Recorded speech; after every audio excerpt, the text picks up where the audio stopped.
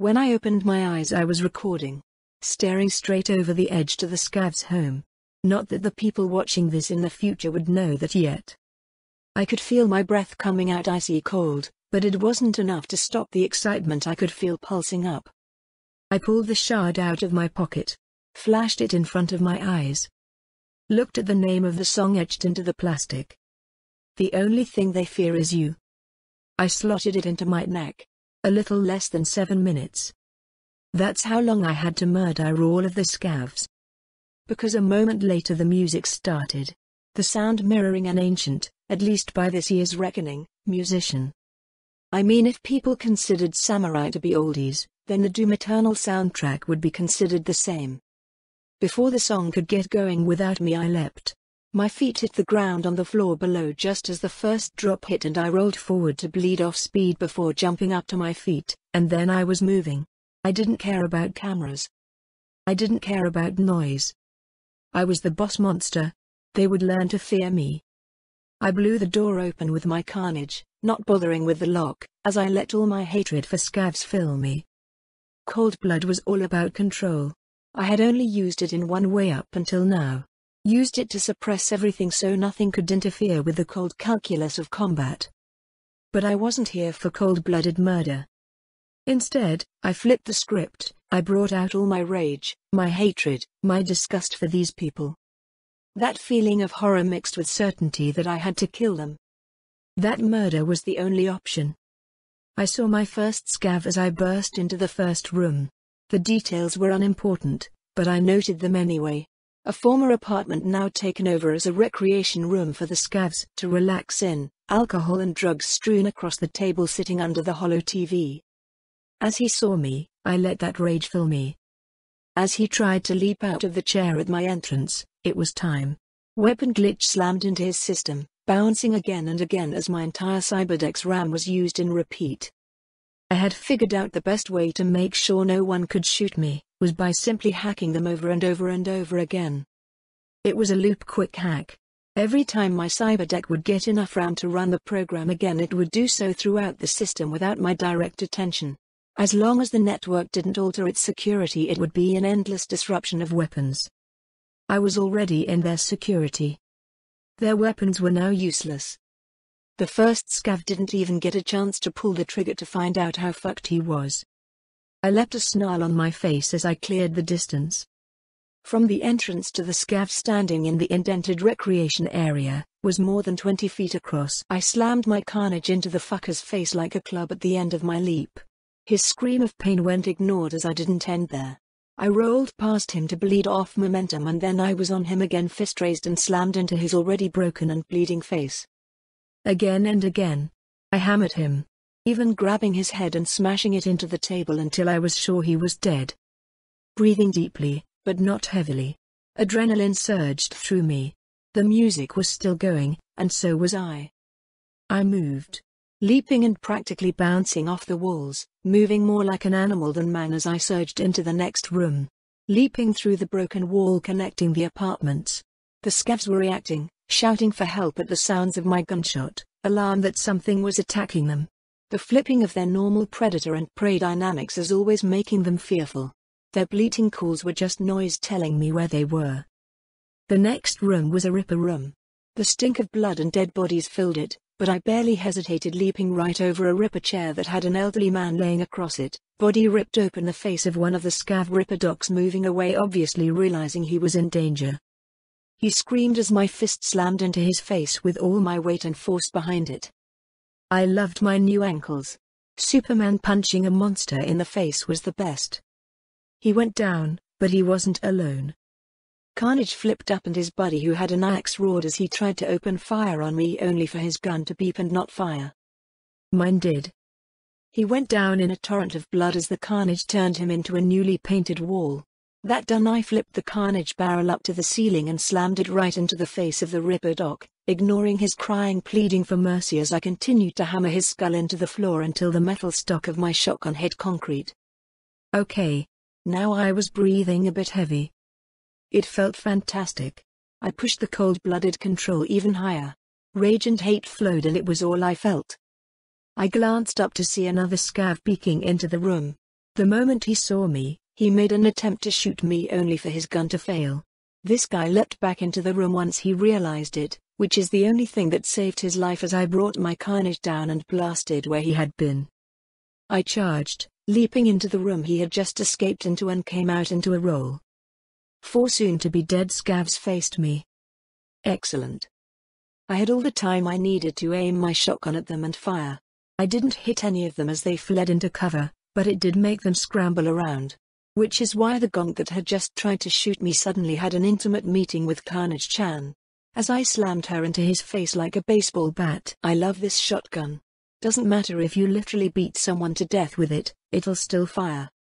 But before I could kill him he kicked out, his much longer legs slamming me away and forcing me off my feet for a moment, as I rolled and then came out of it with my carnage raised. No. Wah. His pleadings ended with carnage sounding off followed by the heavy cycle as I cocked the next round. Kill her. One of the scavs screamed out trying to do just that. They would fail. These pathetic mewling creatures would not kill me.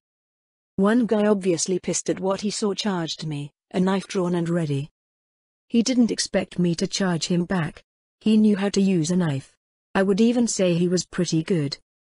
I didn't care. I wasn't fighting. I was raging. I slammed into him, ignoring how he nicked my side with the knife, the blade skittering off my leotard or subdermal, wasn't sure which as I slammed into him. He screamed as I used one hand to literally slam my thumb into his eye socket so I could grip his face were musical, flowing perfectly into the song pounding in my head as I proceeded to try and beat him to death with the carnage in my right hand. I ignored his attempts to at first stab me, and then just try to desperately get me away. Neither stopped me. His death came regardless, as my thumb wormed its way through to his end. Then there were 3, before I could even rise up though. There were once again 4. Psyker. A voice roared out, and this time I was caught off guard. They had realized their weapons weren't working against me, but it turns out it didn't matter. Big fucking scav decided to remind me I wasn't invincible. He blurred, a sandy activated and suddenly I was the one being punched across the room. Out through a hole in the wall and into the ripper room I had just come from. I coughed, blood flowed.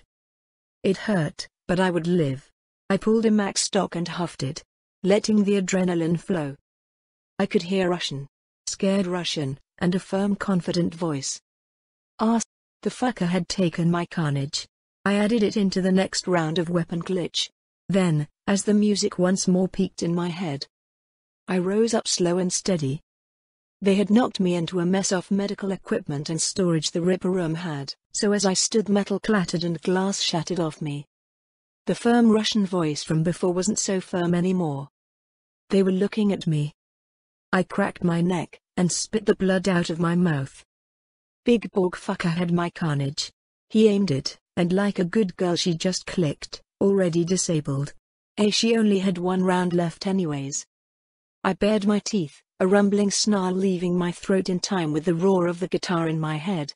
Then I moved. My speed surprised Sandevistan Scav, but he activated his implant again, probably a fearful reflex, as he suddenly shifted from where he was when I leapt to right in front of me. My leap was aborted, he slammed into me. All too many pounds of him hitting me like a truck, and this time he followed me back into the room, pounding me into the concrete wall in a clatter of equipment. He knocked the air out of me. He hit me hard, hard enough to rattle my head. He had me pinned against the wall as he was already starting to beat on me. Too bad, he hadn't managed to actually kill me. I threw a fist back, and his sandy speed kept him from getting slugged, but that was fine. I had fought people with Sandevistan. The dojo had taught me a lot about how they work, their strengths and weaknesses. That there was always a time limit, and not every Sandy was the crazy shit that David had. I raised my arms up in a guard as he punched back Sandy speed punches, slamming me back into the wall, and my shoulder ached from the stress of trying to keep my chrome fists from slamming into my own face. It was a moderate success. He hit me again, and then again, and suddenly he was moving at a normal speed. Something I had been told. When a Sandy turns off and you go from super speed to normal, in that moment you felt like you were suddenly moving in slow-mo. You felt the shift as time changed. I had spoken with a few people that used the Sandy and they all said the same thing if you could get them to admit it. The moment the Sandy turned off was their weakest moment. Quick drawing my boya, I slammed it right into his mouth before pulling the trigger. His head separated in two from the force. I hurt. My vision was a little woozy, but that was just a concussion, and the BD would still be recording fine. I was definitely bleeding internally. Easily fixable once this was over. Lungs were struggling to breathe. He had knocked the wind out of me twice. But I was in control. I forced my body to breathe. I forced myself to stay on my feet. Because the rage wasn't gone. The scav fell backwards as I pushed him away, letting his bulk fall and revealing the 3 scavs from before. No, it was 6 now. There was a moment of silence. Or maybe that was just my ears ringing. Close-range boya shots do tend to deafen me for a moment, but as I watched, I smiled. Fear. I could smell it. I took a step forward. Fuck this. One of them screamed and tried to run. I shot him, just to prove a point. Then I holstered boya and rushed them. The first guy had been smart enough to try and grab a melee weapon. A hunk of wood from a chair, I think. I took the blow on my forearms, not even feeling it compared to the sand scav's hits, and the wood broke apart. So did he when I reached up and grabbed him by his jaw and started slamming my chrome fists into his face. His attempts to bite down on my chrome fingers were pointless. He fell backwards, and as he fell I jerked his head to slam him into the side of the table. That either killed him or knocked him senseless because he didn't resist as I raised up his head and battered him into the table a few more times.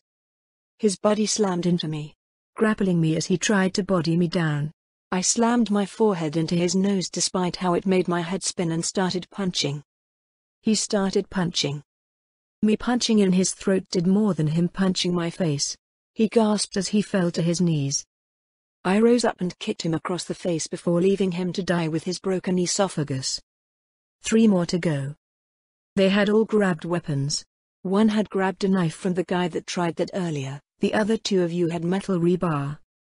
I smiled out another snarl as I grabbed another max stock in the stillness of the fight and huffed it down.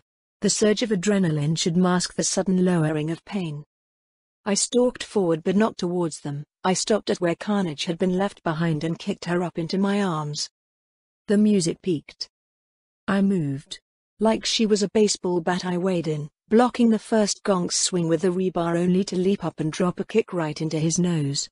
I could feel it break on my boots as I flipped back and the other 2 surged forward. I blocked and parried the rebar and knife, keeping the weapons away from me even as my breath came out in a desperate wheeze. Even as I was pushed back and back. They could have had me. They were good, working together to keep me from ripping either one of them apart. But they had done something stupid. They backed me into a corner. So I leapt backwards. My boots slammed into the concrete wall and then I kicked off, my ankles more than making up my body's weight launching me up and over their heads. And towards their buddy whose nose I had broken. He didn't have time to react, too busy trying to see through his busted face. Carnage fell onto the back of his head, and something snapped. I hit him again just to make sure. Then turned towards the 2. Carnage shifted to one hand, as I reached to my hip and drew my own knife. Fuck this. The one with the rebar said, sounding panicked as he reached into his jacket and pulled out a fucking frag grenade. He yelled out something in Russian, that I was just going to assume was fuck you, and threw it at me. I dropped my knife. I grabbed my Carnage in 2 hands and knocked the grenade to the side. Then I leapt at them. The man screaming as I slammed into him, was a moment I was doubly glad I was recording. We went down in a jumble of limbs as the grenade went off. Shrapnel pinging around the room, but I had a gong between me and it. Unfortunately the pinging metal didn't actually do any harm to the gong I was using as a shield. Fortunately I did. Both hands grabbing his face I plunged my thumbs into his eyes and with that had full control of his movement. I slammed his skull into the floor using all the muscles I had at my disposal, even jumping putting all my weight into his skull. I looked up expecting to have the guy with a knife trying to stick me, but he was nowhere to be seen. No. No one escapes. I rushed to follow, jumping over garbage and the junk the frag grenade had strewn around. As he raced away like a madman, he leapt through what was once the front door to an apartment into the hallway splitting the mega building's apartments, then raced across the way and into another set. I grinned as he had gathered even more scavs for me to kill. Idly I slowed and fixed my carnage, reloading her as well, 5 shells in, before pumping her loudly, the noise echoing through the complex. The next room was obviously another rest area. Far enough away the scavs could take a nap without having to hear the ripping of bodies apart, or the screams of mercy. Both of which I would make sure they heard soon enough. I stepped into the open door to see the group all readied for me. Guns were aimed at me and triggers were pulled, but other than clicks, or other bad noises, nothing fired. 7. I fired. 6. Madness. They charged me, or fled. The group was disorderly. Despite some of them potentially being ex-soldiers, they were scavs now. Some charged, some fled, all would die. I fired again, and again. Another scav died, as they finally reached me. Swinging a cut-o-matic at me. I instantly fell in love. A chainsaw sword? A chainsword that actually worked? For me? I wanted it. I leapt straight up, disappearing from the scav sight as I lined up a shot. Carnage fired and he turned into a puddle below me that I fell into. Blood coating me as I fired again, clearing some room long enough for me to bend down and pick up my new chainsword. I grinned ferally as I felt it buzz back up. I leapt forward, dropping my carnage as I slammed into the first scav that was an instant too slow to avoid me. Blood hot and messy coated me as I ripped into the monster's neck. The scavs started running. I chased them, leaping from filth to filth. Their attempts to resist were unable to stall me out as I battered down any defense. I looked around as I grunted. My chainsword was stuck in the head of one of fuckers. Stupid chrome skull. There was still one more. The same gonk that had fled from me in the first place. I had purposefully left him for last, but he wasn't in the room anymore. He was back the other way. The coward had tried to escape while I was distracted with his tunes. Unfortunately, I still had him in my sight. His own agent was telling me exactly where he was. I raced back through the hallway, back into the scavs' workroom. The music was building up to the end. And my own voice, demonic and angry, roared in my ears. Rip and tear. R.I.P. and tear. He had escaped back into the Ripper dock room. Into another section that was covered in the plastic sheets to stop blood splatter. He was trying to hide. He screamed as he saw me. As I ignored his attempts to hide from me, I slammed into him like a wild cat. He screamed in terror, a true guttural horror note, as I promptly began beating him to death. I smashed my fist into his face over and over as he desperately tried to fend me off. Punches were slammed into my face and chest, that I ignored. It hurt, but pain was passing. Murder was forever. Hands balled, I slammed both arms down into his face again until his struggling ceased. Until bone bent. Rip and tear, I said, exhaling along with the song's only lyrics. Until it's done, I whispered, breath hoarse and heavy. I probably had a busted rib in there somewhere, but it was just cathartic. Even if I really shouldn't have enjoyed that as much as I just had. Aha! A voice weak and terrified squeaked from nearby. I looked away from the broken body beneath me, eyes focused and hand already reaching for my boya. 6 red optics met my own.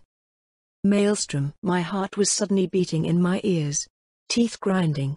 If I wasn't already a bit out of breath, I was sure I would be screaming with every exhale. Maelstrom. My hand instinctively already reaching for my boya to put the monster down. I snapped my eyes shut. Inhale. Exhale. I opened my eyes, feeling at least myself.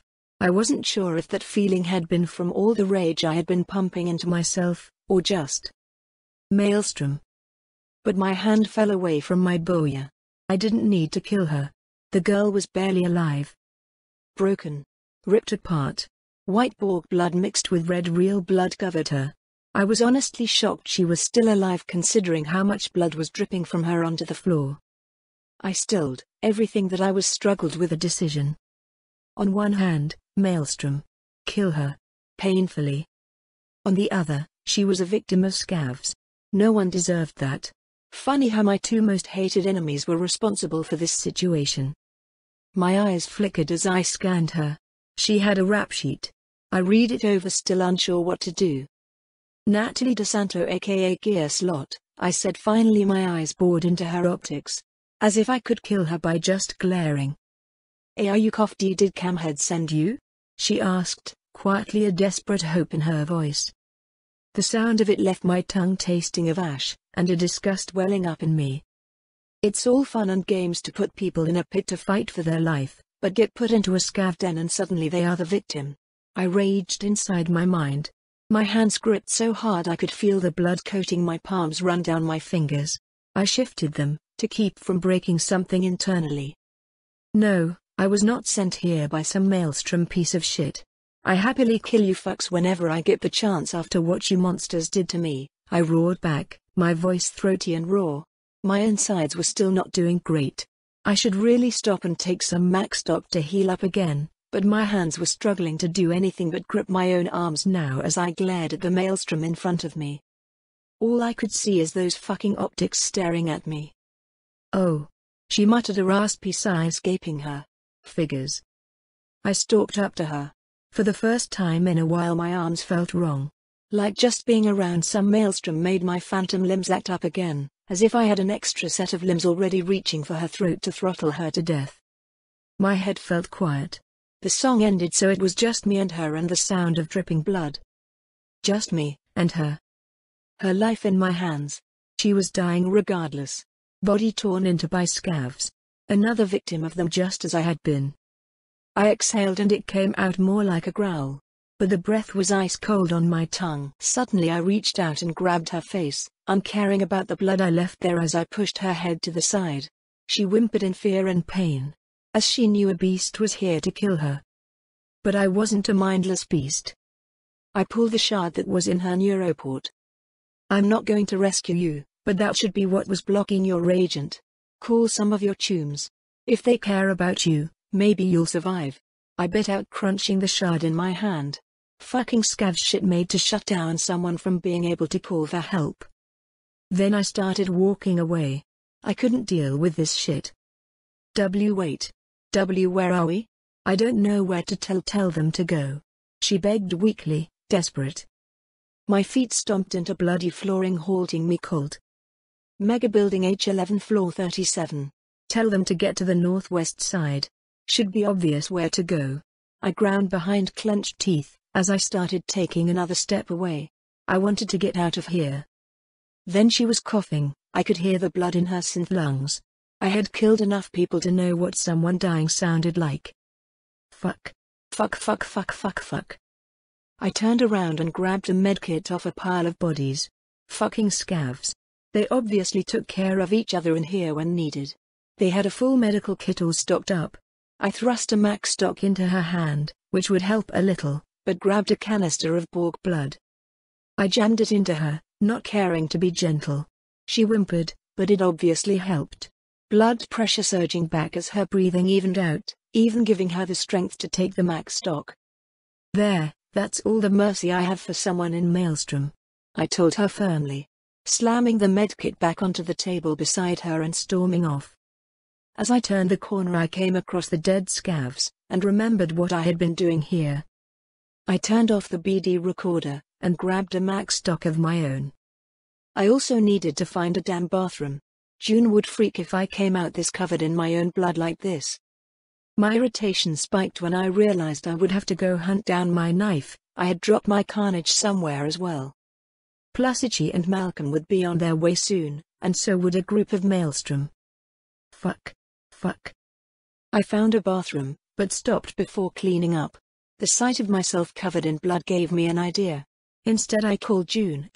Motoko. You okay? It went quiet. June, change of plans. I need you to stay up there.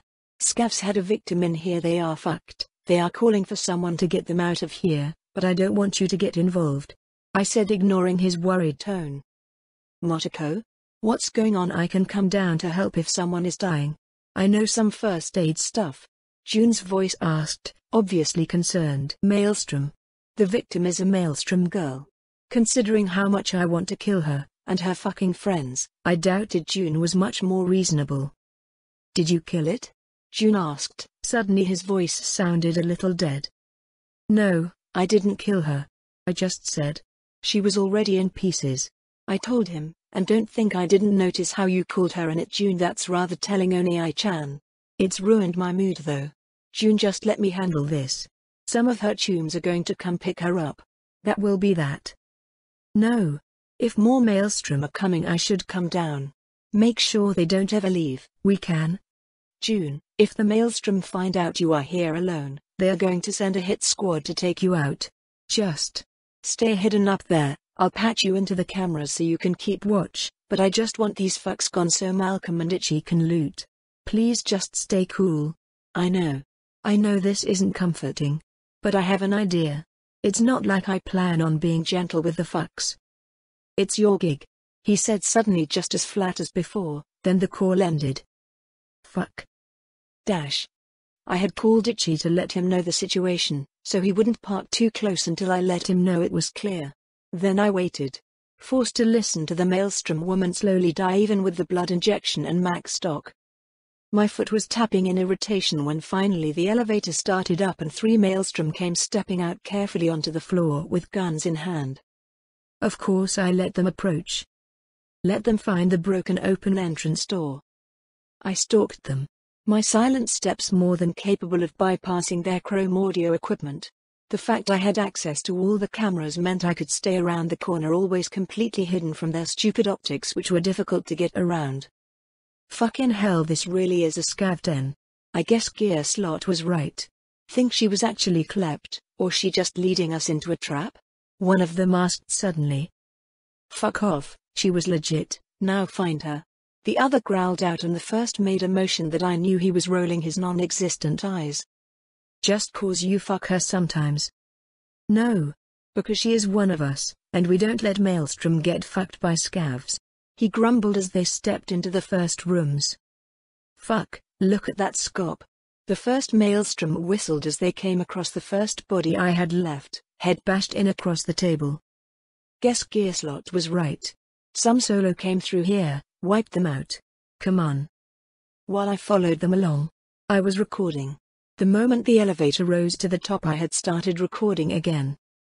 The only thing they fear is you two electric boogaloo. I waited for them to find their tune. Unfortunately for the Maelstrom, each had already had their security breached through as I tracked them. I was now in control. Fuck Gearslot, you look like some truly rusty shit. The guy that sounded actually worried about her muttered when they found her. Fuck you.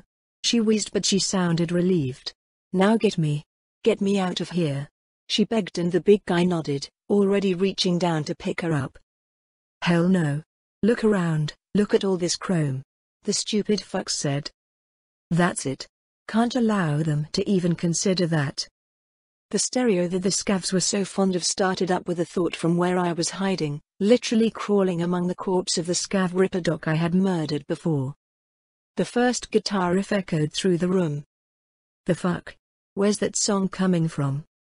What song is that? The third asked, looking around more in interest at the notes. I think the girl, the solo, wants us to leave. Gearslot muttered quietly in the big Maelstrom's arms. What? Fuck that. This is our territory. It's our chrome. Some fleshy cunt can. That was when I dropped the darkness on them. For stupid worthless chrome junkies, their optics were usually high-end, giving them vision way better than a normal person could have. Even if the chrome was a disgusting mess. But it was still just chrome.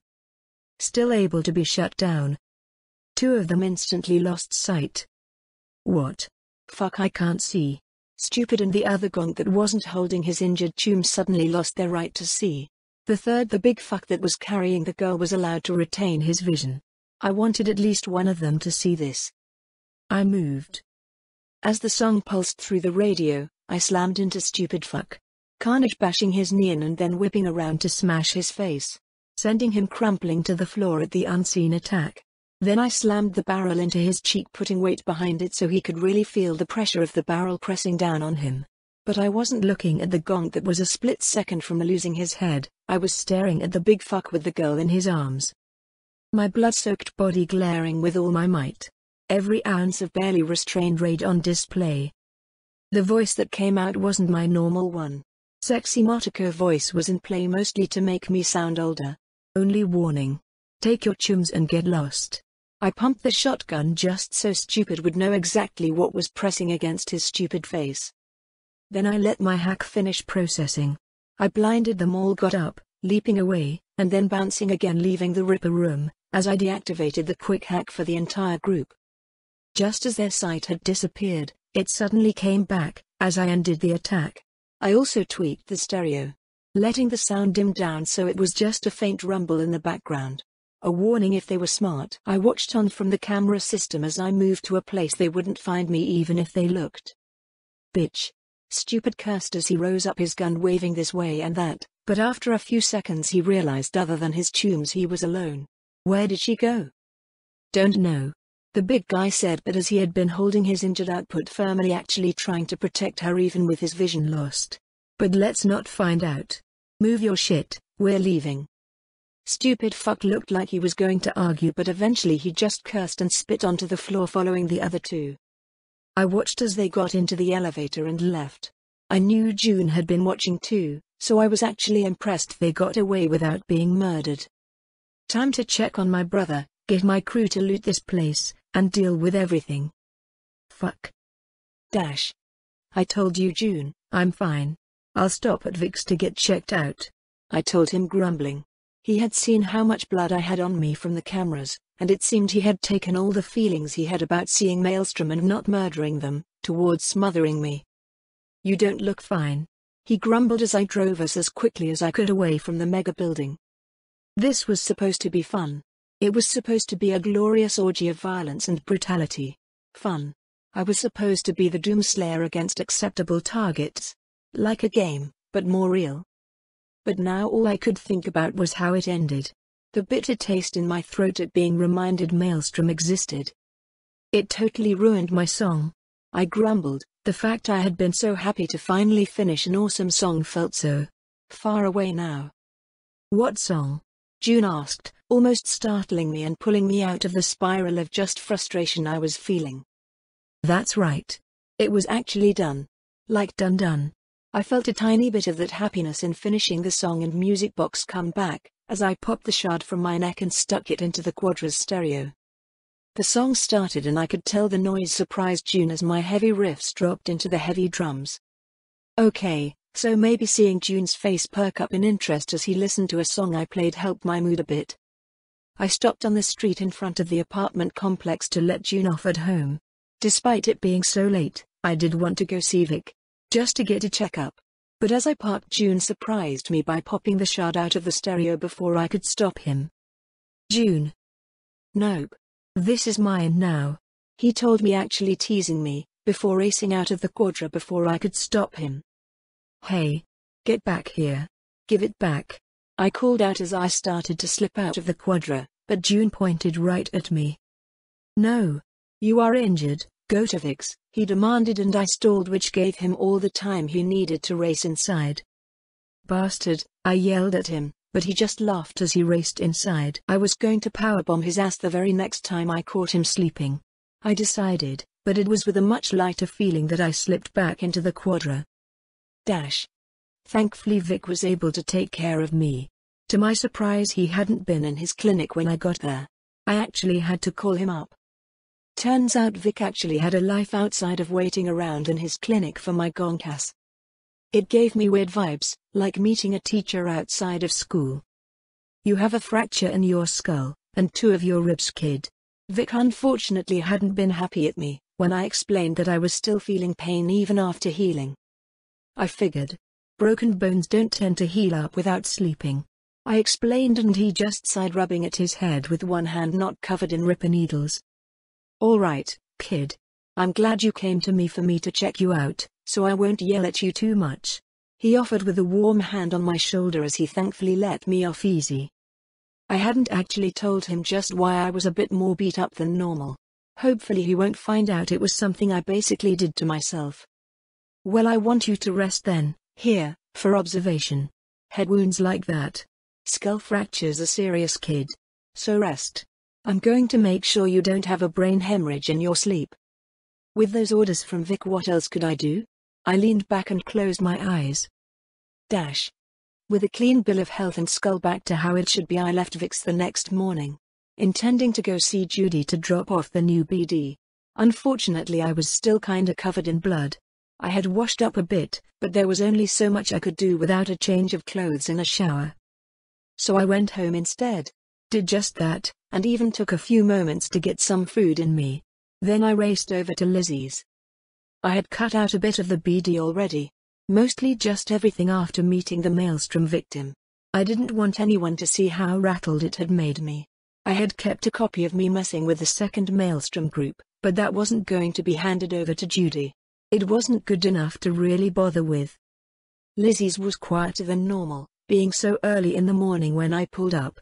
Rita wasn't even the one guarding the door, but another girl that I had seen around, but hadn't spoken with. I waved at her as I passed and got a nod in return. The insides were still active, but slower than normal. People were mostly hanging around in little corners rather than packing up the place, but I moved through. Judy's realm was how it always was. Dark and hidden away, but to my surprise, Judy wasn't actually here. Huh? I shrugged. It would have been nice to talk to her, but it is what it is. I grabbed the shard with the virtue on it and placed it onto Judy's desk, knowing she would get it. I was a few steps away before I stopped and quickly picked it back up, etching the name of the BD onto the shard with a grin before putting it back nice and obvious on her computer there. Now she would know what to call the BD for Nox. Showing my mature and reasonable mentality, I also sent Judy a text letting her know it was on her desk, including that the BD was a bit more brutal than before, so she should be ready. As tempting as it was to leave it as a surprise, that might not be an entirely nice thing to do for someone kinda doing me a favor by fixing up my virtue. With that, I headed back out of the club into the sunny California day. I blinked at the sunny bright day, raising my hand over my eyes as I glared at it. Nah, fuck that.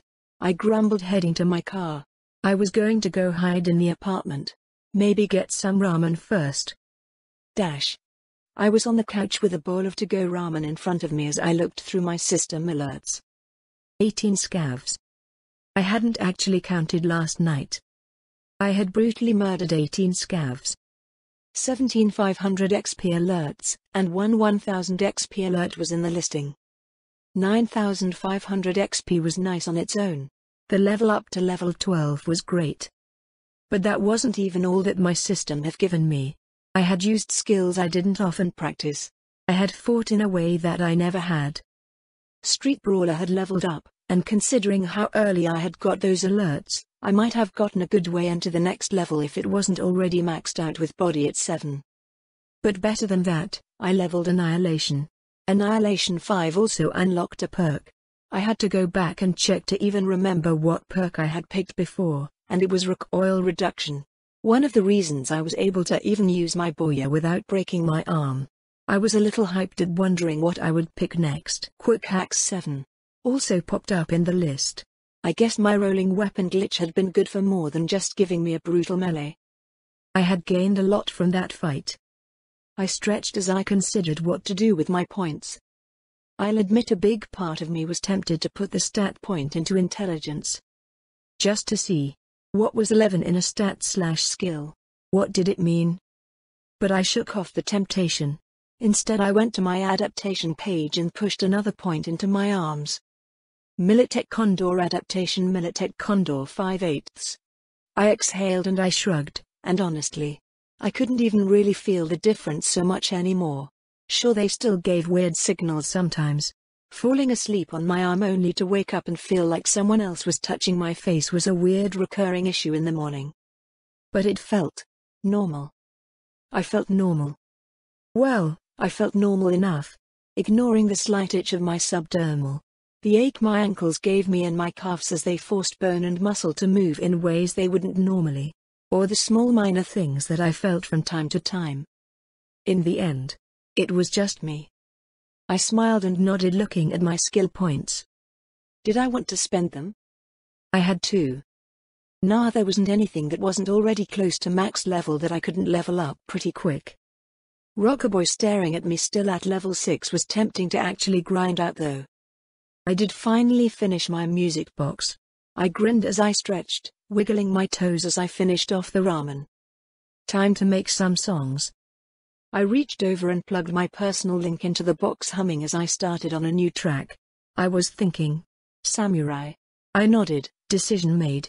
Let's see how I compare to Johnny.